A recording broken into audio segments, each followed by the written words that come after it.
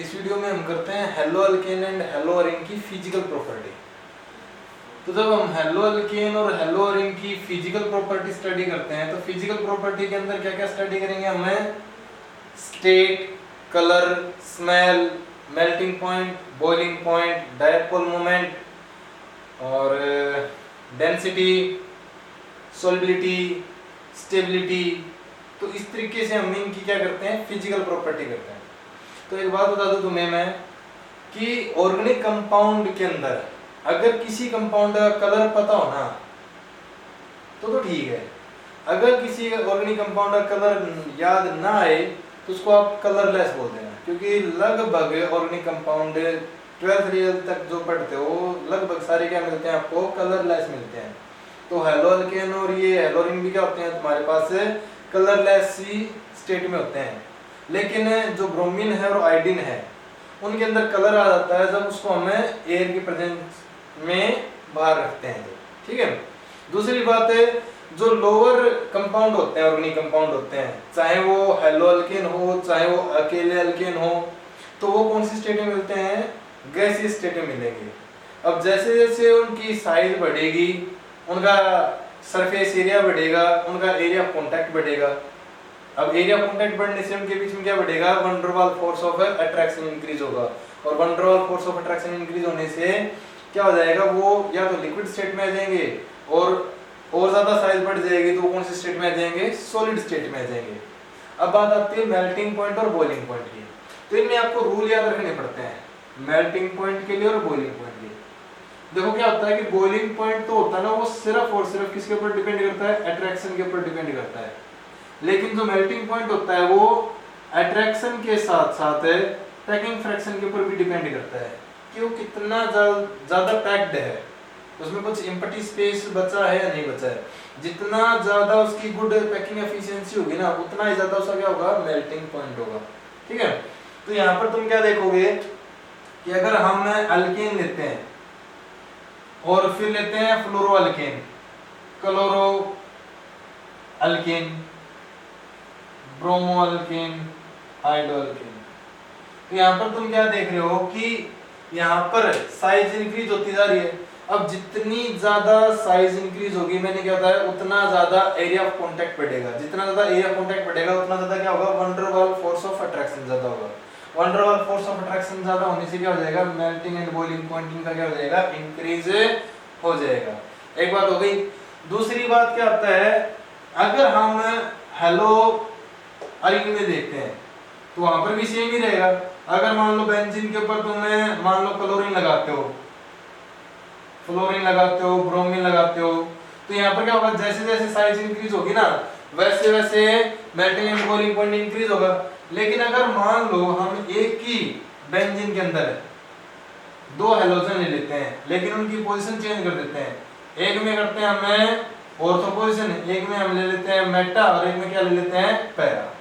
तो यहाँ पर थोड़ा सा ध्यान से देखना क्या है कि मैंने बताया था कि जो बॉइलिंग पॉइंट होता है ना वो किसके ऊपर डिपेंड करता है?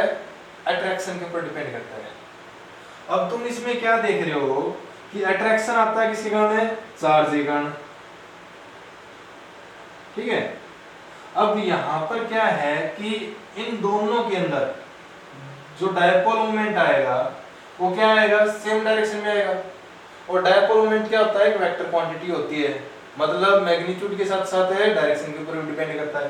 तो यहाँ पर सेम डायरेक्शन ऐड होने से यहाँ पर डायपोल मोमेंट सबसे ज्यादा मिलेगा। और यहाँ पर क्या है? इक्वल एंड अपोजिट होने के कारण यहाँ पर जो डायपोल मोमेंट आएगा वो कितना आएगा? 0 आएगा। और यहाँ पर डायपोल मोमेंट क्या आएगा? थोड़ा सा कम आएगा। अब जितना ज्यादा डायपोल मोमेंट आएगा उतना ज्यादा क्या होगा? चार्ज होगा। जितना ज्यादा चार्ज होगा उतना ज्यादा अट्रैक्शन होगा, और जितना ज्यादा अट्रैक्शन होगा उतना ज्यादा क्या होगा? बॉइलिंग पॉइंट होगा। यहां तक समझा है ना? मैंने क्या बताया? सबसे ज्यादा बॉइलिंग पॉइंट किसका होगा? ऑर्थो डाइक्लोरोबेंजीन का होगा। क्यों? क्योंकि यहाँ पर डायपोल मोमेंट सबसे ज्यादा होगा, जितना ज्यादा डायपोल मोमेंट उतना ज्यादा चार्ज। अब यहाँ पर अगर हम बुक के अंदर देखते हैं तो बॉइलिंग पॉइंट इनका कितना कितना मिलता है? 453 केल्विन, इसका मिलता है 446 केल्विन, इसका मिलता है 448 कैलोरी। देखो क्या होता है कि कई बार आता है कि यहाँ पर तो डायपोल मोमेंट 0 के इक्वल भी नहीं था, यहाँ पर चार्ज आ रहा था, तो डायपोल मोमेंट इसका ज्यादा होना चाहिए था। तो मैंने क्या बता रखा है कि अकेला यहाँ पर डायपोल के कारण अट्रैक्शन नहीं आ रहा, एक वंडरवाल फोर्स ऑफ अट्रैक्शन भी आ रहा है यहाँ पर। तो यहाँ पर क्या होता है कि सिमेट्रिकल शेप के कारण वंडरवाल फोर्स ऑफ अट्रैक्शन की वैल्यू क्या रहती है, डायपोल अट्रैक्शन से ज्यादा रहती है। जितना ज्यादा अट्रैक्शन उतना ज्यादा बॉइलिंग पॉइंट रहेगा। तो सबसे ज्यादा बॉइलिंग पॉइंट होगा किसका, ऑर्थो वाले का रहेगा। लेकिन अगर मेल्टिंग पॉइंट की बात करें ना, तो मेल्टिंग पॉइंट में जिसका बॉइलिंग पॉइंट सबसे ज्यादा था उसका मेल्टिंग पॉइंट सबसे कम हो जाता है। अगर मेल्टिंग पॉइंट की बात करें, इसका होता है 256, इसका 249, और जो पैरा वाला होता है उसका होता है 323 कैलोरी। तो यहाँ पर तुम क्या देखोगे कि मेल्टिंग पॉइंट जो होता है वो किसके ऊपर डिपेंड करता है, पैकिंग एफिशिएंसी के ऊपर। अब जितनी ज्यादा सिमेट्रिकल शेप होगी ना, उतना ज्यादा क्या होगा, पैकिंग एफिशिएंसी गुड होगी, और जितनी ज्यादा पैकिंग एफिशिएंसी गुड होगी उतना ज्यादा क्या हो जाएगा, मेल्टिंग पॉइंट ज्यादा हो जाएगा। तो ऑर्थो डाइक्लोरोबेंजीन का बॉइलिंग पॉइंट ज्यादा इसलिए था क्योंकि उसमें डायपोल मोमेंट की वैल्यू सबसे ज्यादा थी, डायपोल मोमेंट की वैल्यू सबसे ज्यादा होने के कारण इसका बॉइलिंग पॉइंट ज्यादा। लेकिन पैकिंग एफिशिएंसी गुड होने के कारण मेल्टिंग पॉइंट पैरा डाइक्लोरोबेंजीन का सबसे ज्यादा होता है। फिर मेल्टिंग एंड बॉइलिंग पॉइंट के जस्ट बाद हम डायपोल मोमेंट की बात कर लेते हैं। तो डायपोल मोमेंट हेलो रिंग में तो तुमने देख लिया।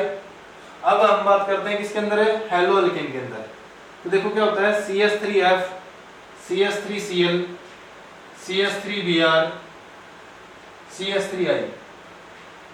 डायपोल मोमेंट की वैल्यू कैसे निकालते हैं हमें, product of A charge into distance. जितना ज्यादा चार्ज की वैल्यू होगी उतना ज्यादा डायपोल मोमेंट आएगा। तो यहाँ पर क्या होता है कि आयोडीन की साइज सबसे बड़ी होती है, जिसके कारण क्या होता है यहाँ पर चार्ज सबसे कम आएगा। जितना चार्ज कम उतना डायपोल मोमेंट है कम। यहाँ पर साइज सबसे छोटी है तो चार्ज की वैल्यू तो बहुत ज्यादा आ गई, लेकिन ये डायपोल मोमेंट है चार्ज के साथ साथ डिस्टेंस के ऊपर भी डिपेंड करता है। यहाँ पर इसकी एक्स्ट्रा स्मॉल साइज होने के कारण यहाँ पर डिस्टेंस भी कम होती है, जिसके कारण डायपोल मोमेंट की वैल्यू क्या हो जाएगी, कम हो जाएगी। यहाँ पर CH3Cl का डायपोल मोमेंट क्या हो जाएगा, सबसे ज्यादा हो जाएगा। अगली बात आती है डेंसिटी की बात। डेंसिटी में क्या देखोगे कि भाई अगर तुम्हारे पास क्लोरो और फ्लोरो कंपाउंड को छोड़ के जितने भी तुम्हारे पास है हेलो एल्केन बचते हैं, ब्रोमो है, आयोडो बचते हैं, उनकी डेंसिटी क्या होती है, वाटर से ज्यादा होती है। यहां तक समझा गया।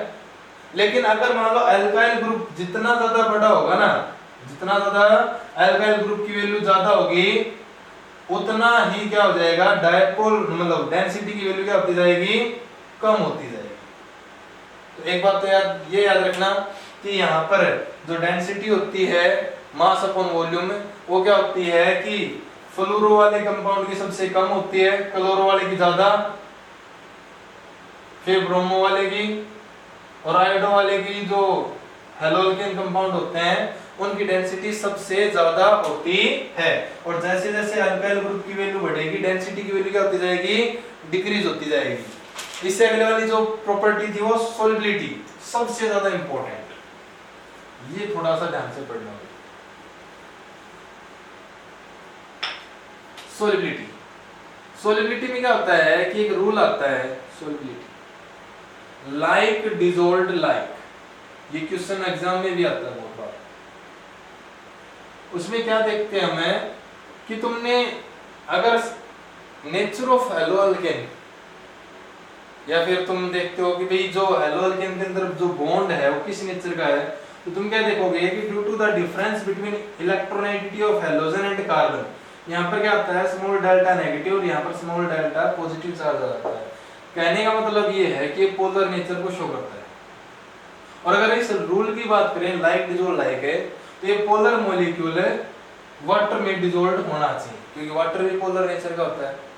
लेकिन हेलो एल्केन पोलर होते हुए भी वाटर में डिसॉल्व नहीं होते। क्यों नहीं होते? क्योंकि सोलिबिलिटी है ना, पोलैरिटी के साथ साथ इसके ऊपर भी डिपेंड करती है कि ये बॉन्ड डिसोशिएट हो रहा है नहीं हो रहा है। आपने कोई चीज देखी होगी, कोई चीज डिसॉल्व हो रही होती है ना, तो उसकी साइज डिक्रीज होती जाती है, मतलब वो डिसोशिएट होता रहता है, टूटता रहता है, तो उसकी साइज डिक्रीज होती जाएगी।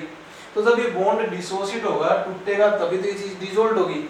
लेकिन हेलोजन और कार्बन के बीच में इतना ज्यादा अट्रैक्शन है कि इस बॉन्ड को तोड़ने के लिए हमें हाई लैटिस एनर्जी की रिक्वायरमेंट पड़ेगी।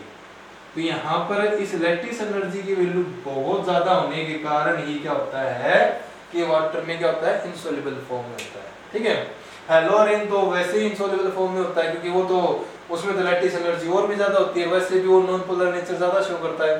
ठीक है, तो ये क्या होता है सॉल्युबिलिटी में, अगर तुम्हारे पास कोई पूछे तो क्या बता दोगे, due to high lattice energy जो हेलो अल्केन्स होते हैं आर इनसोल्युबल इन वाटर होते हैं। इससे आगे वाली बात होती है स्टेबिलिटी।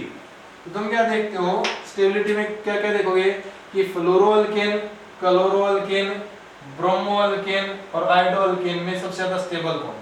तो जितना ज्यादा अट्रैक्शन होगा उतना ज्यादा क्या होगा, वो स्टेबल होगा। यहाँ पर आयोडीन की साइज क्या है, बड़ी है, किससे, आर ग्रुप से। तो यहाँ पर अट्रैक्शन कम मिलेगा, अगर अट्रैक्शन कम मिलेगा तो बॉन्ड इजीली डिसोशिएट हो जाएगा, अगर इजीली डिसोशिएट हो जाएगा तो ये सबसे कम स्टेबल होगा, और सबसे ज्यादा स्टेबल कौन होगा, फ्लोरोअल्केन हो जाएगा। इसके अगले वाली बात होती है इन्फ्लामेबिलिटी। इन्फ्लामेबिलिटी में क्या होता है, इन्फ्लेमेबिलिटी, इन्फ्लेमेबिलिटी, ये लेस इन्फ्लामेबल होते हैं। कहने का मतलब ये है कि जलने की बजाय तो आग बुझाने में यूज होते हैं। जो CCl4 होता है वो पहले फायर एक्सटिंग्विशर में यूज किया जाता था, आग बुझाने में इसका यूज होता था। Thank you.